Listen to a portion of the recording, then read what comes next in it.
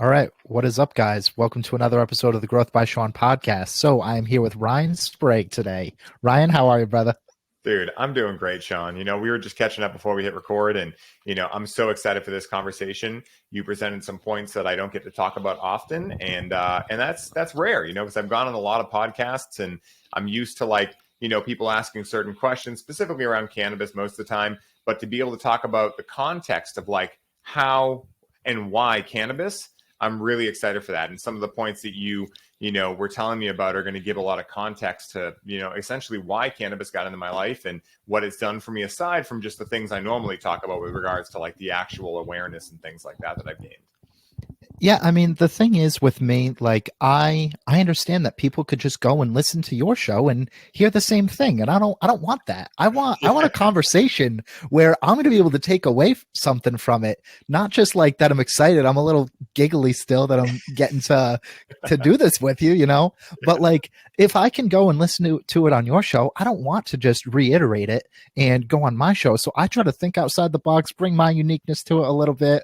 But yeah, I'm really excited about it. So normally how I start the show is just a little bit about you and your story, identity, who you are, who you're not, things like that. But as we were talking, I'd love to start just a little differently and hear a little bit about your childhood, what it was like for you growing up, and then up to the point where you started to question more things about the world and kind of bring that home with where you're at now. You can make it as lengthy or short as possible. If you went for an hour, I mean, I was going to sit back and listen. So beautiful, man. Beautiful. So, the first thing I'll start out by saying is that when I look back in hindsight, my parents really set me up to be a good question asker. They are super loving. I'm an only child. I have a stepbrother and a stepsister, but my brother is 20 years older than me. My sister, I think, is 18 or 17. And it's actually really funny because my brother now has a child that we have the same age gap. He's 20 years younger than I am. So it's pretty interesting, And so when I was growing up, I lived at my parents' house next to my now best friends that were triplets. And they were 2 years younger than me, still are 2 years younger than me. And so it was great because I always talked about it was like having three brothers, but I got to have my own room and they got to go home at night, right? But we'd have sleepovers and, we had one of those classic neighborhoods where just kids everywhere. I was born in 1991, so kind of the last generation to, come home when the streetlights turn on. And, I got a cell phone, I think, when I was 12. And so I'm really grateful for that. I really feel like it was the best time and best generation to be a part of because we get to, really have the fruits of technology. But I also got to have a childhood that was very distant from technology other than video games and things like that. So growing up, I definitely, this is something that I've realized recently. I would find easier ways to do things. And I always thought that this meant I had bad work ethic, right? My parents didn't tell me this or anything like that, but growing up, I remember in first grade, right, we get homework for the first time. And I remember some friends I had in that class were like, oh, darn, I wanted to go home and I don't know, insert what 6-year-olds do here, right? But, I wanted to go home and do that. And as they're saying, and I'm like, do you not realize you could just do this in class right now? She's not going to be able to know what we're doing, So my whole life, I've had that pattern. And, just recently did I actually translate that story and flip the script on it because in human design, I am a projector. And so projectors are here to make life more efficient, And so I've been a really big fan of efficiency my entire life, living in a world that is not so efficient. So that shaped a lot of my childhood. And then, like I said, my parents, super loving. They always, showered me with affection, let me, live my life, but also supported me in whatever I wanted to do. When I wanted to start playing guitar when I was 14, my dad immediately was like, "Hey, let's go buy a guitar." So that was how they acted and everything. My house was also the hangout house. So, a lot of kids in town had, either parents that weren't around a lot or parents that were challenged in one way or another. And so my mom and dad just ended up taking a lot of them in and, feeding them, meals and things like that. So it was a really fun time. I am extremely grateful that I had the childhood I had because it was everything. I really cannot think of anything I would change from it. It was absolutely perfect. And so, as I started to get older, I started to, of course, hang out with some different people. And, a lot of my friends that I had known for a long time started to get into smoking cigarettes and things like that. And, that was one thing that I always told myself I would never do, because I watched my parents do it. I always wanted them to quit. And so I just said no for a long time. And then when I was about 16, what happened was, my friend first got me into smoking blacks. Do you know what blacks are? They're like the, clove cigarettes. And so I was completely convinced that I was not smoking cigarettes. I was smoking these things. Right. So after a while, I ended up getting into pretty much everything that teenagers get into. I got into drinking alcohol, never liked it. Like, honestly, I was telling this story earlier. When I would be at parties and I would look around and be like, well, everyone else seems like they're having fun, but I'm just getting a headache every time. But okay, I guess this is fun. Spoiler alert. If you have to question if you're having fun, you're not having fun, right? So at 16, I found cannabis. And this is when I was like 16 and a half. And I fell in love. It helped me with my anxiety. And it really helped me find some comfort in the world. When you're 16, there's a lot of things going on. You're being asked to choose what you want to do for the rest of your life in 2 years. No pressure, but, all of these kind of things started just piling up, and I didn't know how to handle them at that point. My parents did the best they could, to try to help me, but they were also stuck in the rat race and the matrix, whatever you want to call it. And so, I realized they didn't really have the answers that I was looking for. And so when I connected with cannabis for, I think, the third time, because the first couple of times you're like, what is this? Am I a drug user now? And then the third time I was like, no, this is actually not what I was told it was, and DARE and all of these things. So at that point, I really credit cannabis for allowing me to start questioning everything, because once I realized that I was not just, misled, I was straight lied to about this plant. Once I realized that, I started to ask myself, well, what else have I been lied to? And so I remember when I was like probably 17 and a half watching Zeitgeist, all about money and, 9/11, all these conspiracy theories. And, and I really loved it because it was this different perspective, and I didn't need to necessarily believe them, but it was nice to hear like, hey, there's other sides to these stories. And then that was when I really started to understand how important this word called discernment was. Now, as a 17-year-old, obviously I had no idea what that word was, but looking back in hindsight, that's when I really started questioning things and really starting to go, well, what feels right to me, right? And so a big part of my journey has been, both my parents, but especially my father, because of the ending I'm going to tell here. And so when I was 18, my mom knew I smoked cannabis. My dad kind of knew, but it was kind of like a just don't talk about it type thing. So I've actually never told this part of the story before. So because you wanted a different version of it, you're going to get a different version of it, right? So like I said, my house was the hangout house, and my neighbors was also kind of like a hangout house, right? Like we just took in all the kids. We had a huge yard. And so in the back, we live on wetlands, right? There's like wetlands back there. Mm-hmm. So I remember when we were right around 17, my buddy, Matt, found $100 that he had forgotten about from like communion or something in his drawer. And so we decided to go to Lowe's and get a bunch of really low quality plywood and make a fort back there, right? Place that we could go hang out. People would crush beers. I'd smoke, whatever. We had electricity running. We just not whatsoever. And one more. Some he's doing pass and all stuff up their shirt and stuff. So one of the cops decided to walk back and just like see what was going on. Now, when this happened, we had all had a sleepover at my house and we were walking out there. And as we were walking out, I realized I'd forgotten something. So I ran back to my house to grab it. So I go back out like 5 minutes later and I'm walking through my neighbor's yard and I'm walking down and I see way down there, I see this like, black uniform. And I'm like, what the fuck? And then I'm looking, I'm like, oh my God, that's a cop, right? And this is when cannabis was still fully illegal, right? Like, I don't even think decrim had passed yet. And so I was like, oh shit, because I knew they were going back to roll a joint. That's what we were going back there for. So I run back to my house without the cops seeing me. And I go upstairs. My mom's in her bathroom. I'm like, hey, Mom, don't be mad. And she's like, what did you do? And so I tell him, like, well, there's a cop out at the fort right now. She's like, why is there a cop out there? I'm like, I have no idea, but they were rolling a joint, And so my dad just gets home, right? And so the cop, comes over and, talks to him. And my dad, like, I don't know if he really believed I wasn't a part of it, but he was like, he was basically like, oh my God, this can't happen to my property. Did the right thing and freaked out and went back there with a sledgehammer and just started smashing the fort apart, right? Cop was like, okay, I think you got this handled, right? Because the cop wasn't trying to get us in trouble. He was just like, you guys are being idiots, Like I completely tell you're doing something you shouldn't be. So during that time, my dad ends up breaking my bong, right? And he didn't know it was mine, but it was back there, so he broke it. So I end up having to buy a new bong. And the one place that sold water pipes at that point, because you couldn't say bong, was a porn store up the street from my house. And so I went in there, and they had this sign there saying, that we're hiring.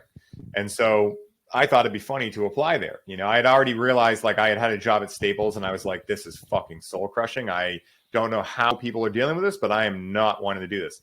So it was a big joke to me. So I saw this and was like, well, this should be interesting.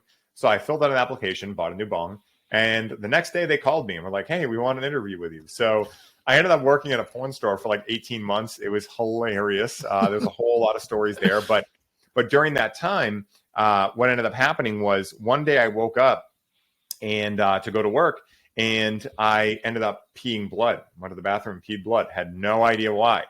So I go tell my dad. He's like, we got to go to the hospital. So I'm like, panicking. I'm like, why the hell am I peeing blood? First mortality crisis, Q.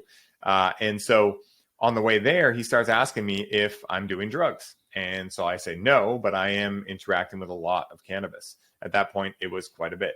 And so I saw him have a sigh of relief, and I thought that was interesting because I never took my dad to be someone who would support this, but we didn't really talk about it much more. And then we get to the hospital, and I start showing him all of these, videos I've been watching, this research I've been doing on cannabis. And I started really opening up to him about, why I was using it. Like, hey, Dad, this is actually like really helping with my anxiety. He had seen me try pharmaceuticals. He wasn't a big fan of them. And we had a lot of family friends that had gone downhill from different, just different medications and stuff. So once he realized that, he was like, okay, you're 18 now. You're an adult. You can make your own decisions. So from that point forward, it became kind of a bonding moment for us. And what ended up happening as to why I was peeing blood was I had a benign cyst in my kidney that had broken open and put blood into my urine. And so after that, I started realizing, like, holy shit, my choices matter. I started questioning, like, why, like, what is health? What does it mean to be healthy? What does it mean to be fit? All of these things. So that really catalyzed my journey into holistic health. And so at the same time, I was now going to school for psychology. I was always fascinated with the mind since mine started messing up, for lack of a better term, with anxiety. And so a couple of years into that, I started realizing that, like, this is starting to smell like office supplies and khakis in here. And this is really fucking boring.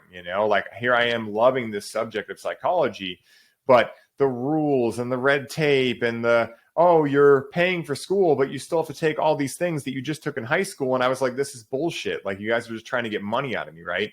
So I started getting really frustrated with it. And again, like, this is not efficient. Like, I don't know why we have to do it this way. Is no one questioning this? Like, why is this happening? And how are we letting people get away with this? This is ridiculous. All to get a piece of paper that says maybe we'll be able to get a job. Like, it just seemed completely ridiculous to me. And so I ended up going to the Boston Freedom Rally that year, which is a big public display of disobedience where everyone comes out and smokes weed on the green. And before it was legal, it was a much bigger deal. So I meet this guy there who's opening a basic cannabis institute near my house, like for a basic semester of cannabis. And so I go home and I tell my dad, like, holy shit, I really want to do this. And so we end up going together. He ends up helping me with the tuition and signing up himself. He wasn't using cannabis, but he was just interested.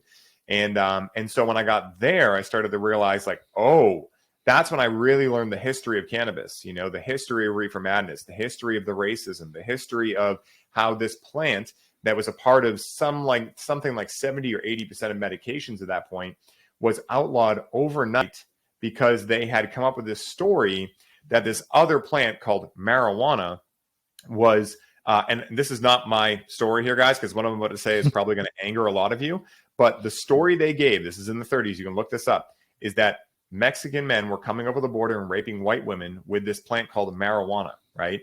So in the middle of the night, they met with Congress and got it outlawed. And in the morning, all of these doctors woke up and realized, wait, they banned cannabis? Like, what the fuck is going on, right? So that then started the war on drugs, essentially, right? It wasn't actually the war on drugs, but the war on cannabis, we'll say, right? Very interesting to note that a lot of these individuals that banned cannabis, Andrew Mellon, Harry Anslinger, they had a lot of investments in cotton industries and nylon industries and things that were going to be severely impacted if people started using hemp products. Also paper industries, things like that. So again, correlation, you guys can be the judge, but there's a lot of history in this. I go into this a lot in the program because it's important for people to know. I want people to get mad. I want them to realize that the stories they've been told are lies, and not just like a small little white lie, like racist, ridiculous lies, And so in the school, I started realizing that. I started realizing how much I was lied to with health and how the food pyramid has fucking white flour on it. Like, what is going on here, right?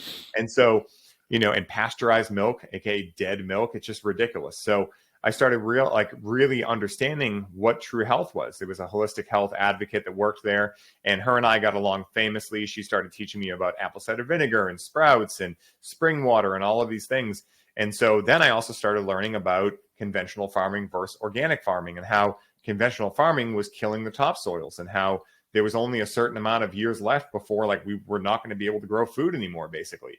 And so I started learning about organic cultivation, Korean natural farming, biodynamic farming, all of these things. And so all of this stemmed from realizing that I had been lied to in a bunch of different ways for certain people's interests that, were, again, I don't know if you want to call them the 1%, whatever, but I realized that, if I wanted to really understand life, it wasn't an observation sport. I had to go experience it myself, and I had to go learn from the people that truly had their intentions in the best places. And so I ended up graduating from this school. I ended up interning from them. I ended up working for them. We end up, getting medical passed and all of these things. And what happened was, in 2014, I went to my first music festival. And out there, I did MDMA for the first time. And when I was there, I felt this very strong pull towards my father, and I had no idea what it meant because it was my first time, connecting with this medicine. I had done a lot of research on it, so I knew that it was going to open my heart. I didn't know what that meant, but I was like, okay, that might happen. And so, I just chalked it up to well, hey, my dad and I, we used to do family trips to Foxwoods Mohegan Sun a lot. He loved gambling. He was a very healthy gambler. He wouldn't do it except for twice a year, and he'd always come back up. It was very interesting. I don't know how he did it, but but he loved it. And it was kind of getaway fun. And so here I am in Vegas. I figured I just missed my dad. Well, when I got home, I learned that he had been diagnosed with terminal cancer and that he wasn't going to take treatment. And I had no way in which to make sense of this. It was kind of just shock, okay, you have cancer. Okay, awesome. Okay, that's great. And then I didn't really know how to handle it, and so because I again, we never learn really anything useful in school, right? We don't learn about emotional regulation. We don't learn about our breath. We don't learn about, our true psychology. We don't really learn any of this stuff. And so what ended up happening was my dad and I had been cultivating at this point because medical passed. I had a medical card. And so we took the last harvest that we ever grew together, and I turned it into something called Rick Simpson oil, or as its professional name is known now, FICO, full extract cannabis oil. And I ended up feeding it to him. And something really amazing happened during this time, Shawn, because I thought that when I had, understood that cannabis helped my anxiety, it helped me question things, I thought that I discovered the true power of the plant. And what I realized in this was that I had only just seen the tip of the iceberg, because here was my father, someone who never connected with psychedelics of any sort. Here's me, someone who knows this plant, has been using it every day at this point for, quite a few years. And I got to sit with him when he would be on this medicine, because I would want to make sure that, he didn't have any questions. He could balance when he went to the bathroom, these kind of things. And during that time, I had the opportunity to hear stories from his childhood that I had never heard and connect with him in ways that I had never even known were possible.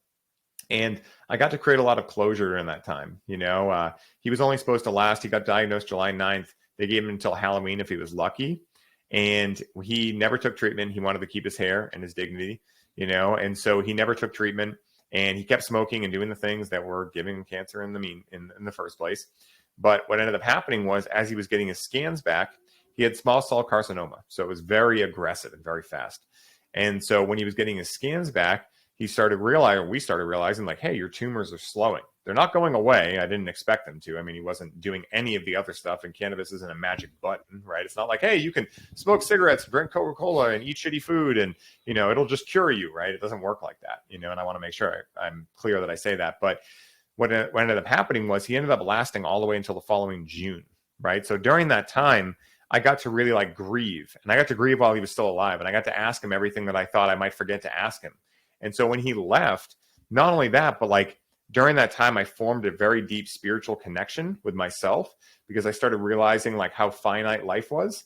And that then led me into spirituality. Like, this can't be all there is, you know? And I had always, when I was in school, you know, I was a metalhead, so it wasn't cool to say you believed in God, but I always said I was agnostic. I didn't really know what the fuck that meant, but I knew I wasn't an atheist, you know? Like, whenever people would ask me, I'd kind of just shy away, because of course, metalheads, you know, we can't believe in God. But you know, I'd always known there was something going on, but I also knew that it wasn't the cookie cutter religion stuff that I had been sold, right? Because anytime I asked a priest a question, they wouldn't have an answer. They would just tell me to have faith. And I'm like, I've gone down this rabbit hole before, you know? And what ended up happening was, after he passed, I ended up really kickstarting my spiritual journey, getting into breath work, meditating, all of these kind of things. And, you know, I really credit his passing with me having a dark night of the soul that allowed me to get into all of that.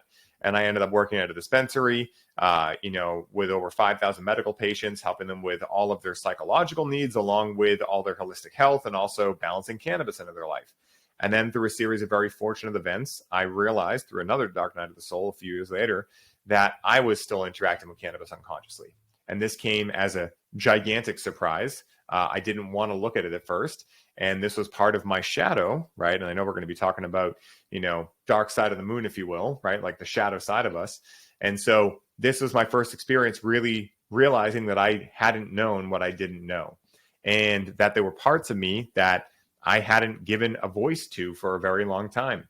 And during another MDMA session, some of these voices, because my ego was less online, had the ability to start speaking to me.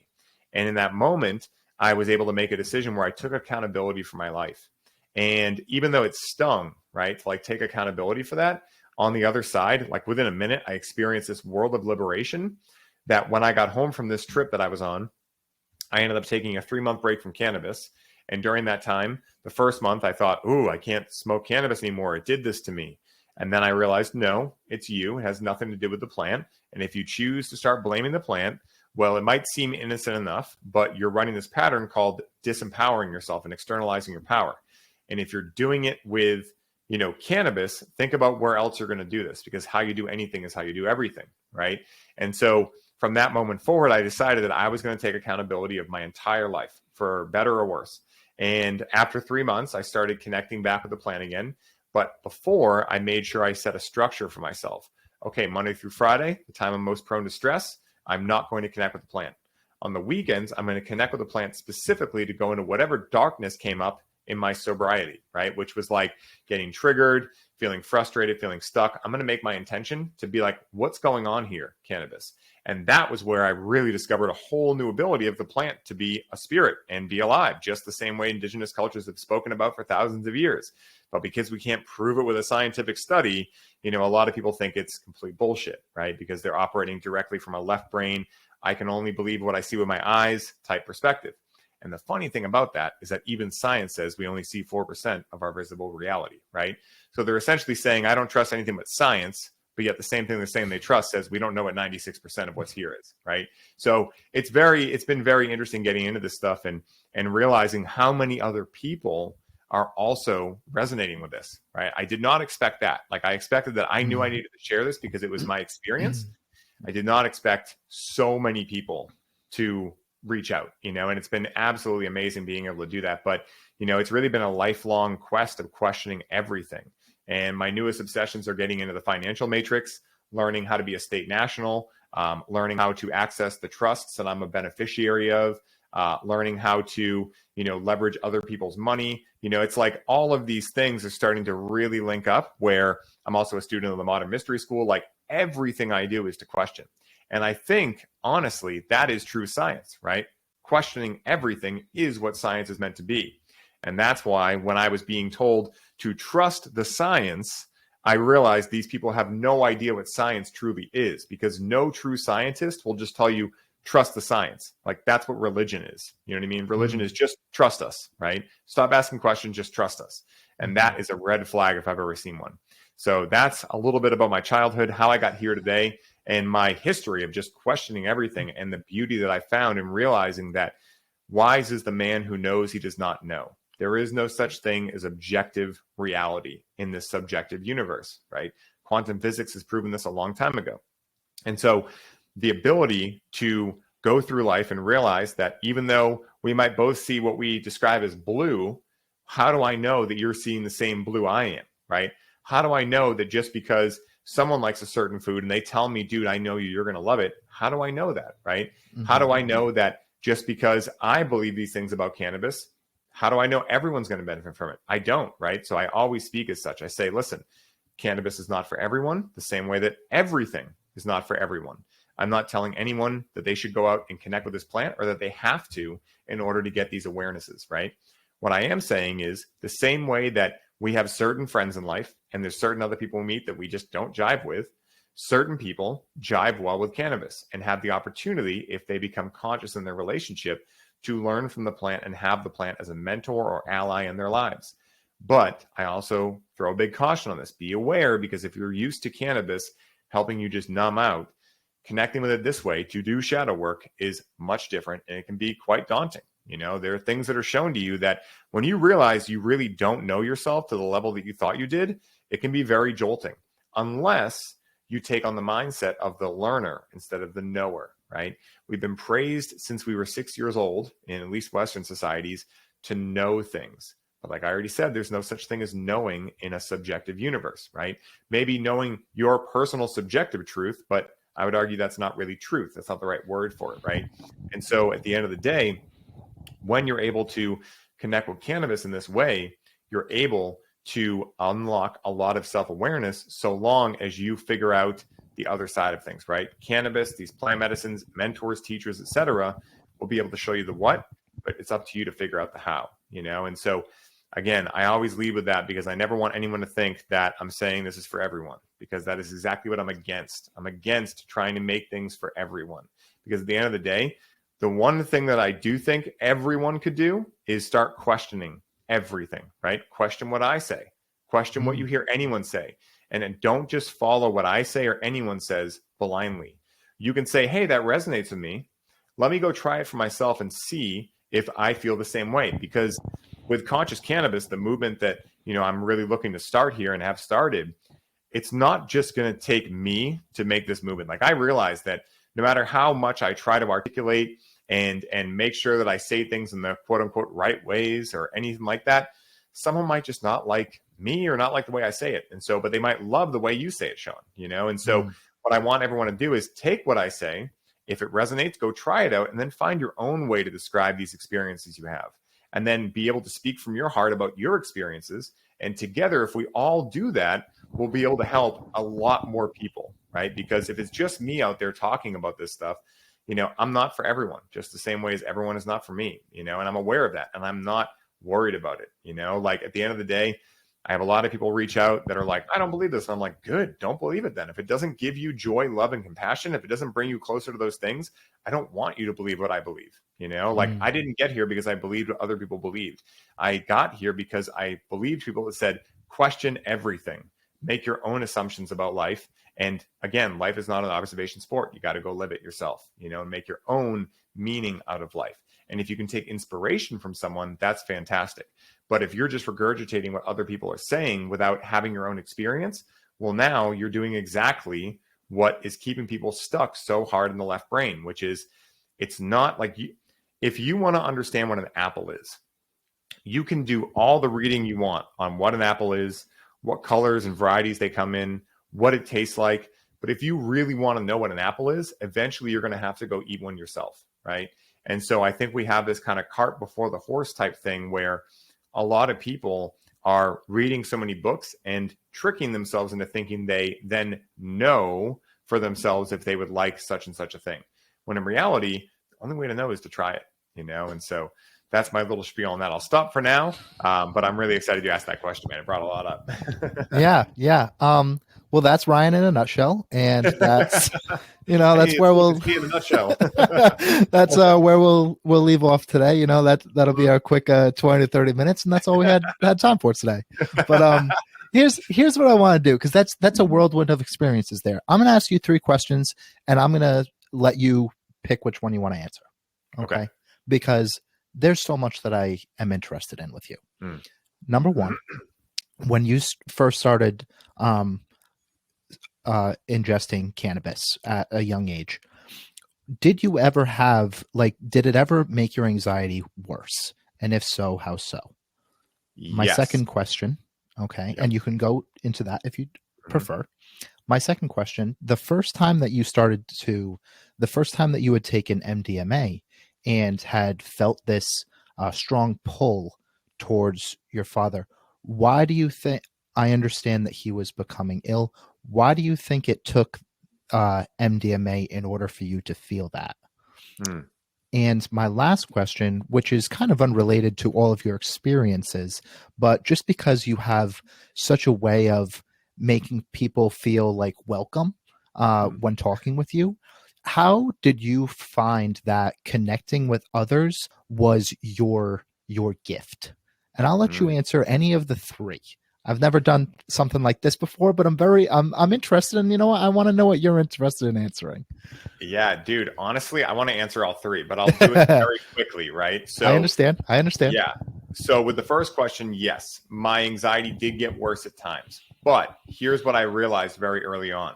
I realized that cannabis was not giving me anxiety. It was merely illuminating the anxiety that was in me, because in order to really heal something, we must fully feel it.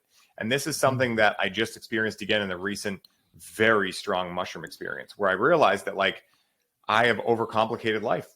To heal is just to have space to feel everything, to feel the ups, the downs, everything. So realizing that cannabis acts as a mirror, as many plant medicines do, allowed me to once again take accountability. It wasn't right at first. It wasn't like when I first connected with the plant, I understood this. But in years later, I realized no, this is the plant trying to help me. And I think a lot of people get this confused, right? Because they feel anxiety and they're not necessarily that they want to blame anyone else, but maybe they didn't know that was in them, right? But again, when you connect with the plant, you're moving from beta brainwaves to alpha and theta, and that is the doorway to the subconscious, which the subconscious is the body, right? And so you're more connected to something you're not usually connected with now. That's why some people, when you connect with the plant, actually feel your muscles feel like they're tighter after. That started happening to me too. Wasn't the cannabis was making my muscles tighter. That was a correlation that didn't equal causation. It was that the plant was illuminating for me hey, this is where your challenges are. Go lay down and feel them. And I'm like, how do I get away from this? And it took me a long time to really actually understand that no, it's up to me to go feel those things, And so that's the first answer. With my father, I imagine that when I got home, he would have told me regardless. What happened was, through quantum entanglement, because afterwards I was like, how the fuck did that happen? Right. So it's almost like, oh God, I'm going to bring up the most embarrassing, weird analogy, because I'm not into these people, not that they're bad people or anything, but when 9/11 happened, I remember a few years later, I may or may not have been watching some reality TV show with Jessica Simpson and Nick Lachey or whatever. And I remember him talking about how right when the towers got hit, they both thought to call each other, but they didn't know. And so they couldn't get through to each other. And then one of them stopped and the other one was like, hey, I was trying to call you. And he's like, I was trying to call you too. Right. Those weird feelings we get where we just we're connected to someone or something, but we don't know how to explain it.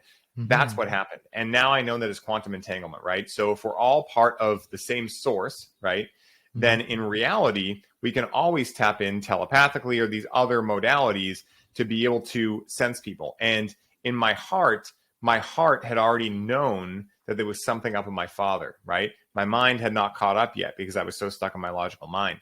And so when I went from the head into the heart, which is, they say, the longest 4-inch journey of your life, right? When I did that, I started to feel that feeling. And I didn't know what it meant. It didn't immediately go, oh, my dad has cancer. I just knew ooh, there's something with my dad. And it felt like just very like moving. It didn't feel dark. It didn't feel positive. It just felt like I wanted to cry, and I didn't know why. And it wasn't even like sad tears. It was almost like happy tears. And I remember it like it was yesterday. And then when I got home, of course, I figured that out. And then for your third question, this is something that it's funny because this was the thing that took me the longest to notice. And it's so obvious. Like when people meet me, they're like, dude, you're a connector. And I'm like, huh, what? Like, and it's only been in the last really like 4 years that I've really tuned into like my natural ability to make friends and connect with people.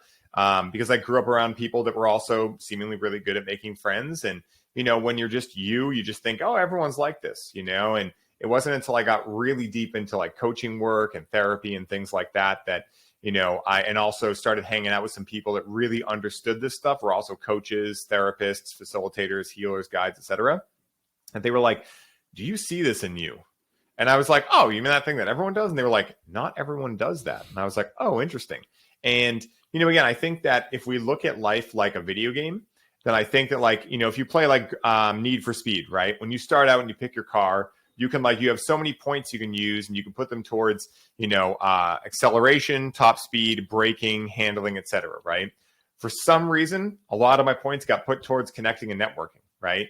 So I don't want anyone to walk away thinking, oh, Ryan thinks he's full of himself. No, there's a lot of other things that I'm not naturally good at. Right? You can ask my girlfriend, you can ask my business partner, but for some reason that happens to be a gift for me, and what I recommend everyone do is when you hang out with people that are aware of life, I guess you could say, like they're just very aware people, they will start validating you for things that you might not know about yourself. And you'll be able to do the same for them. And that I really feel is like when you have a battery charging loop. And I have 4 core values, right? And I recently did these over with my buddy Jason Skizik, and they're so fucking cool, right? And one of them is battery charging, right? So I've had core values that were like freedom, trust, and again, no diss on that. But for me, I wanted them personalized. I wanted them to be me and I wanted them to be part of my story. So one of them is battery charging. So it's how I act in the world. It's what I look for in the world. So when I'm looking at, meeting people or going to a certain place or doing something in business or, buying something or anything like that, I want to check in and go, does this feel like it's making my battery get charged, right? When I'm talking to this person, like I'm talking to you, I'm like, I feel energy, right? Mm-hmm. And it's not that if I don't feel that, that's a bad person. It just means it's not my flavor of ice cream, that they're probably an amazing person or it's an amazing thing or an incredible place, but it just doesn't give me that. And the part that took me the longest was to not judge that, because I truly do have love for everyone. But I also realized that, if I'm going to truly love myself, I have to use discernment and discovering who the right people are for me, not just for me, but also for these other people, because if I'm not the right person for them, they could be finding someone else that could give them a lot more value in their life. And it just might not be me, and so that I think is the quickest I can answer those 3 questions as well. No, thank you. Thank you. I think that's a perfect segue into what I also want to tap into. You lead with love with a lot of people, everyone, I should say. I don't know you personally, I mean, except from this conversation, but from conversations that I have heard. So here it is. How should I word this? Duality is in the universe, but your personal dark side, what do you think of it? Do you notice it? How do you approach it? What do you utilize it for? You can answer this however is most beneficial for you. Beautiful. This is a great question, Shawn, because this is something I'm currently obsessed with. I think the number one thing that cannabis is fantastic for, amongst all the people I've put through the program, my own life, is shadow work, right? Mm-hmm. So we hear this term shadow work a lot. What does this even mean, right? It means that when we're growing up, from our parents, society, friends, anything that happens, whoever we surround ourselves with, especially when we're, 6 or under, but especially after that as well. Teenage years can be rough, things like that. We end up starting to believe that there are parts of us that are desirable because we get rewarded or validated for them. Like, hey, you're such a hard worker, right? You work so hard, right? Well, you know what happens with someone like that? They have no idea how to actually work smarter. They just end up working hard until they fall apart, right? So we get validated for certain things. And it's not like anyone is to blame here. It's just that, like, you know, again, society's set up in a certain way where essentially the more that we can produce, the more we can be a good boy, a good girl, the more we're going to get validated on those things that overall society accepts as quote unquote normal, right? So in that process, there are a lot of parts of us that get put into the shadow, right? AKA they get blocked over by our ego and other defense mechanisms. Because let's say that you're in 7th grade and you love painting, right? And you're a guy and you're hanging out with guy friends and they say, oh, are you doing that pussy painting shit? Right? Or something like that, right? You're going to then go, no. And you're going to hope, I mean, maybe, and there's a chance you wouldn't do this, but like most people, if you were like me when you were in 7th grade, you're going to go, no. And then you're going to forget that you like painting because you're going to equate painting with like getting made fun of or pain of some sort, right? So then part of you gets ostracized essentially from the rest of you. And so what ends up happening is at a certain age, you start having symptoms, right? Symptoms could range from anything: anxiety, depression, unworthiness, you fill in the blank here, mental health conditions, right? And a lot of times this is as a result of those parts of us feeling very left alone, feeling like they don't have a voice, feeling frustrated. And for anyone who's curious about why I keep mentioning parts when I talk about this, there's a branch of psychology called internal family systems, and aka IFS. And this is exactly what they talk about, how these, you know, essentially we all have multiple personality disorder, right? It's just that people that are diagnosed with multiple personality disorder, their parts are so different from one another that when each one has the stage, they're like a totally different person. Whereas with us, it might be like, I'm a little cuter, or like, you know, I have a cuter voice around my girlfriend. And then with my friends, I have just a slight different voice, right? And those might be different parts of me. So no, everyone would just go, oh, that's Ryan, right? And so they're so close together that it's hard for us to distinguish them a lot of times, which is why it makes it so challenging to do shadow work. Because then what starts happening is the ego goes, let's use the paint example again. The ego goes, well, fuck that. I'm not getting made fun of. So we're going to fucking push this part down. And that part's dangerous to us. That part is not going to allow us to be liked by the tribe, right? And so that ego literally then believes that this part of you is an enemy, right? Or these parts of you are enemies. And so these parts obviously get super hurt in that, right? And they start fracturing and breaking off. And this is also like what shamanism talks about is soul retrieval. You know, it's a very similar type of modality or, you know, way to think about it. And so as we get older, especially if we start meditating, doing breath work, sitting with plant medicines, and we do things where the ego can go offline even a little bit, what starts happening is all of a sudden a lot of these things, this darkness starts coming out, right? Now, the reason I mentioned meditating, breath work, plant medicines, even eating healthy, these kind of things, is because when you're doing these things, you are accessing more light. Now, I'm sure everyone listening has heard the terms love and light before. Now, if you're like me, when I first heard this, I thought sunshine and rainbows, right? Because love is the first word. So I imagined light to be synonymous with that. Well, if you really think about it, love and light is like saying yin and yang, right? So love being yin, right? Very feminine, very comforting, very lovey. Light being yang, which is very masculine, right? So how does that apply and work in this kind of situation? Well, think about it this way, right? Let's say that you have a dark room in your house. The light bulb's been broken forever in there. Like, let's say like 20 years, right? You haven't even thought to open this room because why would you? There's no light in there, right? Then one day, maybe light bulbs are really rare in this world. So you get gifted a light bulb and you're like, sick, I can start using that room again, right? So you go screw the light bulb in, you flip the switch on. What's the first thing you notice? How messy the room is, right? Why the hell is there a cabinet in the middle of the room? Oh my God, this room's a disaster. Oh my God, right? So when you're doing things that add more light to your being, a lot of times that can be when dark night of the souls happen. That can be when, you start having these challenges pop up. But again, it's not that any of these parts are bad. It's that you're feeling the pain they're feeling from being ostracized. And you're also feeling like the pain of realizing that like parts of you locked away, you know? And so through this work, you're able to reclaim these parts into your wholeness, right? So for instance, I'll give you like a real world example of this. So let's see. So, okay. I go to a lot of music festivals. I haven't in the last few years because I've been building the business and just really enjoying this. But I used to go to a lot of music festivals, and I would take LSD there. And I would always have like just not the best time on LSD, you know, like it was just kind of like, it's frustrating, you know.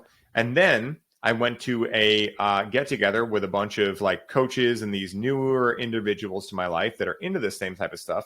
And I did LSD with them. And I noticed halfway through, it clicked for me why I never liked LSD. Because I thought that when I took LSD and I was at a festival, like, oh my God, what if I mess up my words? Oh my God, what if someone knows I'm tripping? Oh my God, what if someone knows XYZ? When in reality, if I was worried about those things, why did I take something that was going to alter my consciousness? Why was I taking something and then convincing myself that I had to act completely normal and anything else was wrong, right? And so when I was around people that I could just feel, it wasn't something that logically I thought of, but I just felt safe around these people to be a goofball. And if I started saying something and forgot where I was going, we would all just laugh about it. And I realized like, oh my God, there's that part of me that truly loves me, that isn't worried about what people think about me. And that part of me has been cast aside because I've been so worried about what people think about me. And why? Because I was worried about what I thought about myself, right? And I had ways in which I wasn't loving myself. And so once I had that experience, I was able to reconnect with that part of me. And now over the last 3 years, I really don't mind anymore. You know, like if I'm doing a podcast and I mess a word up, it makes me human, just like anyone else, right? If I'm in the middle of a sentence and I forget where I'm going, I just go, hey guys, I forgot where I was going. And I don't worry about it because I understand that if anyone really is going to judge me on that, then is that someone I want to have in my life anyway, right? Like I'm not a very serious person. Like I'm very serious in my mission and what I do, but I don't take myself too seriously, you know, and I don't want to be around people that do because it's just, it smells like office supplies and it's just not my flavor of ice cream, you know? So that is a lot of how I work with my dark side. And I feel that it has been the biggest source of love, inspiration, joy, and everything. Because what are those parts of me? What are the dark parts? They're me, you know? And so can I ever truly love myself if I don't love all of me? If I don't understand that, like, hey, for instance, like sometimes I'm not the best with time, right? I try to make up with other ways, but I let people know, like, guys, if you want to leave right at the top of the hour, I might be like 5 minutes late. I'm working on it. It's part of me. It's something that I'm owning, but at the same time, like it's a long-standing pattern, you know? And so I'm aware of that and I just own it, you know, because also just like at the end of 8 Mile, where Eminem, that's what he does. He essentially goes, I know all my parts, man, and I accept all of them. I love myself. What the fuck are you going to say to me that I don't already know? I'll give you all the ammo you could possibly say. I'll say stuff that you probably weren't even thinking about saying, right? And in doing that, he completely disempowers the person who was going to try to go up against him. And so when we do this in the world, when we say, hey, I'm willing to love all parts of me, not only do we empower ourselves, but we empower other people. Because guess what? One of the things that actually unites us is that we all have these parts of us that we just might not be super fond of, or we might not even know exist, or we might have shame around, or any of these things. And when one person goes, hey, this is a part of me that, you know, like I didn't like for a long time and now I'm choosing to love, the next person has a little more power to go, yeah, I got one of those too. And then the next person goes, yeah, I got one of those too. And before you know it, now we're leading with authenticity, which is so much more powerful than trying to seem like you're perfect. I've done it both ways. Everyone can discern which way they want to do it. But having lived both, I know which way I choose every time now. Does it mean that it's easy? No, but it is very simple, you know? And what I've realized is that the deeper I get into spirituality, the simpler everything gets. And the more I'm shocked at how complicated I've made life for a lot of my life.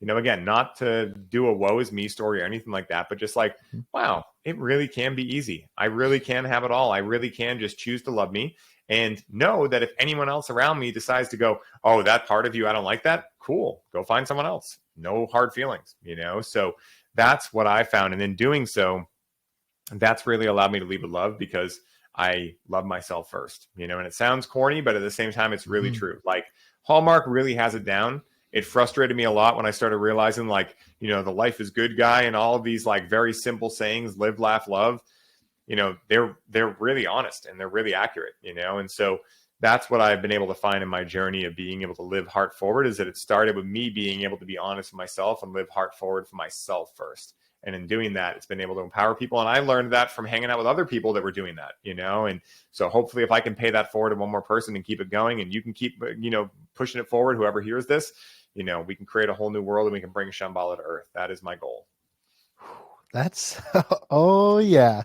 Like I mean, once you were saying it, that's the first thing I thought of was, oh well, sometimes I stutter in the podcast and yeah, well it happens, I mean, I'm human, but I mean, I don't judge myself for it. And that's that trickle down effect, exactly what you were saying of you do it for you pass it down to the next person, I get to pass it down to the next person.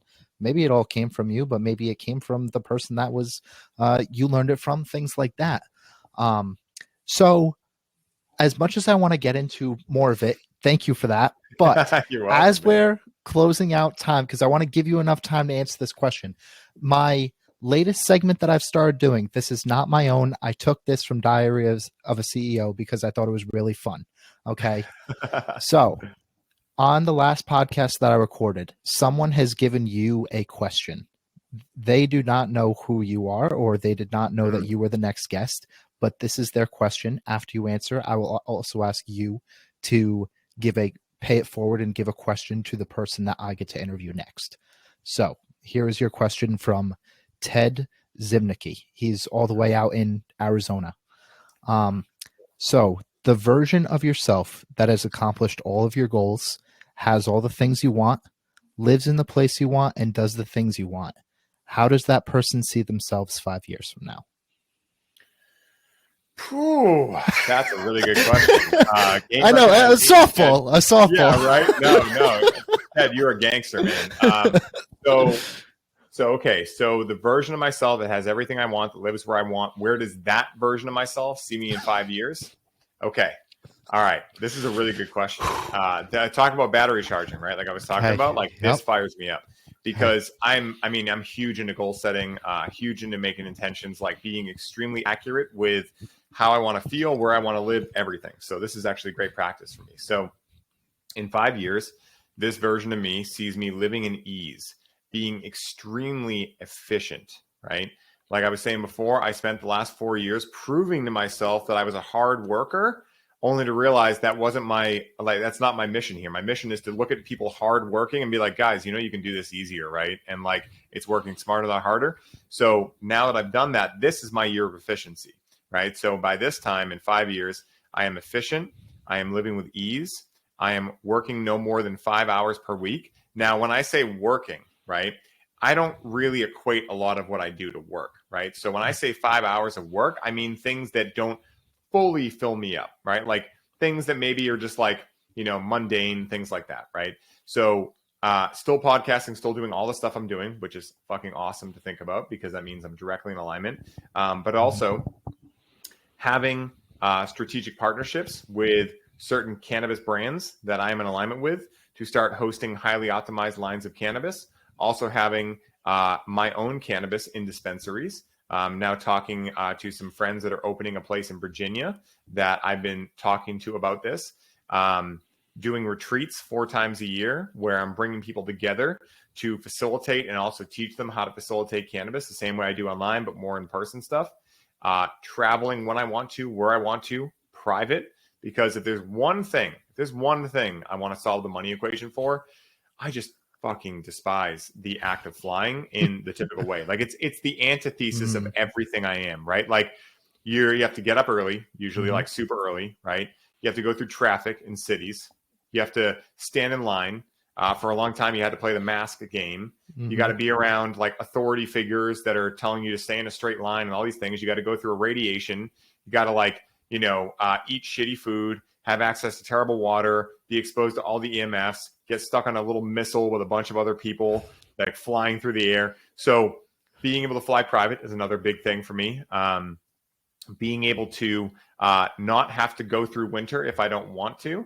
Being in Boston, I've lived 32 of my years now, having to deal with winter. And I got to be honest, I'm just not a fan. People are like, you'll miss it. I'm like, cool, I'm ready for that problem. Like, I would invite that problem. I want to be in the place where I'm like, darn, I miss winter. So what I would love to do in 5 years is be in those places. And also, the most important thing is I've already, like, when I think about this, I'm like, I've already got this. But, just more of this, being surrounded by people that inspire me, being surrounded by people that hold me up, that support me, that love me, that I can love back, that I can support, that I can inspire, that really we become one omniscient unit. of magicians that all get to exchange magic tricks on each other, help each other heal, live in community. I really want that. Like, I've always wondered, like, why do all of, like, when we grow up, why do we move away from each other? Why do we get stuck in just our family, nuclear family? Like, again, nothing against nuclear family, but like, why don't we all buy houses near each other and keep the hangouts going and mountain bike and play manhunt and all these things? Like, why do we have to grow up? Like, growing old may be mandatory, but growing up is optional. And I really think it's a lie, honestly. It's a trap, And so, being able to surround myself with individuals that want the best out of themselves, that can inspire me to continue asking myself, what else in me can I love? What else in me can I do? That's where I want to be in 5 years. And I will be in 5 years. I love that. That was, I was rereading that question today, and I was excited to have you on. And I was like, I think this is the person that can definitely answer this. So, since we have just a couple more minutes, I'd love to ask you just one more thing. So, a lot about society and the way it's structured. Okay. Are you the person that can change it? Yes, 100%. Okay. And I'll tell you why, right? Yes, please. It's not going to be by me telling people this is the right way to do it. It's not going to be me telling people they have to do it this way. It's going to be me living life this way and inspiring people, because you know what is the most infectious and attractive thing about another human being? Someone who is in alignment with their purpose and someone who is embodying joy. When you have those two things and you're living in a world like today with more suffering and pain than I'm not going to say ever before, but more awareness of it because we're connected to each other now through the internet and things. When someone realizes that you can have it all, you can have exactly what you want, you don't have to settle, you can embody joy, you can be a big kid that also gets their shit done, they want that. That's the ultimate thing. Above money, above anything. If it was money, why would billionaires kill themselves? Why would they be miserable? Why would they have anxiety and depression? Because money isn't the only thing. Money only allows you the space to figure out the other things, right? And so I really believe I am the person that can do that, because I know that when I've met people that are like, dude, life is really simple. Like, you can really do what you want to do. And so long as you understand your strengths and also your weaknesses too, you can embody your strengths and find other people whose strengths are your weaknesses, and you can go together, right? And at the same time, what I really preach is that, yes, having money is great because you can, again, have space in your life and have freedom, things like that. But what's really more important is having the right people around you, taking risks, following your heart, because no matter how much money you have, you're going to end up in a place where you're proud of yourself, and you're going to end up with people around you that even if you don't have, a pot to piss in, you'll be able to dance around a fire and have fun, right? So at the end of the day, is it a magic bullet, right? Like, to be able to say that, yes, I will be that person. My hope is that I can inspire many people to be those people, because I don't think I can ever, I would be extremely naive to think I could do it alone, And so my goal is, how many other people can I get living into the same frequency, the same voltage, the same resonance, so that we can go out like beacons in the world and just start turning people on to, like, hey, yeah, if you want to get the certain house and drive the expensive car and have a bunch of bills, if that's really what gives you joy, then go do that. But there's also this other way, and you can now see people doing it that are successful in doing it, and again, like, my whole reason to be on the earth, I really believe, Shawn, is to be a provocateur, right? To do things wildly different and have people go, hey, why is he doing that? Hey, oh, maybe actually I like that. Hey, how are you doing that? Like, when I looked at my human design, it was like, you're here to be a button pusher, not to be a dickhead, but like to do things that people wouldn't naturally think to do, and then have them think, yeah, why aren't I doing it that way? Why am I thinking I have to do it this way? Because my mom wanted me to, or my dad wanted me to, or society says this is what's going to make me happy. If I can ruffle people's feathers and make them at least question everything about their lives, I really feel that kind of person is the kind of person that would allow this goal to manifest in society. Hell yeah. Ryan, this was awesome. I feel like I could ask you, I'm sure you get this a lot, but I could ask you 4 more hours worth of questions. I mean, I'm a curious individual, but this is awesome. I'm excited to keep connecting with you. So the last two things I'm just going to ask from you is where we can find you, how we can work with you, things like that. And then one question for the next person. Yes. Okay, cool. So guys, for anyone interested, the best place to find me is on Instagram at The Real Ryan Sprague, Sprague. If it hasn't been clear today, I love talking. So trust me, reach out, Ask me questions, get curious, ask me anything you want. I love this stuff. So you can find me there. Also, the business Instagram is at highly.optimized. We do all the podcast releases there for both the podcast, the Highly Optimized podcast, and the This One Time on Psychedelics podcast. They're both really fun. You should check them out for sure. I also have the free Conscious Cannabis Guide, which I'll give you to link in the show notes. It's a great way to just get into, like, if you're like, what is Ryan saying here? Let me see if I resonate with this. Check that out. It's completely free.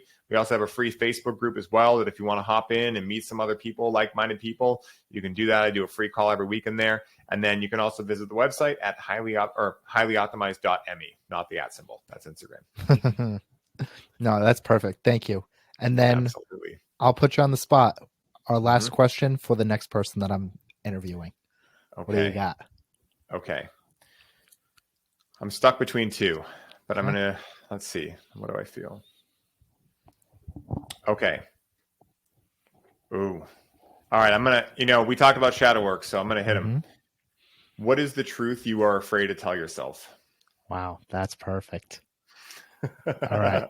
Beautiful. Sorry for whoever has to answer that, because it's going to be illuminating, but it's I ask myself that question periodically, at least once a month, and I always get something fire. And every time I ask it, I know the answer, and then I go, no, it's totally this thing. That's totally like not a truth that I'm not afraid to ask myself or tell myself. And so, yeah, maybe that person will notice it too. So. Oh yeah, that's perfect. So, all right. Thanks guys. That's all we got for you today. So thanks Ryan. Peace. Peace. Oh yeah, I got to stop recording.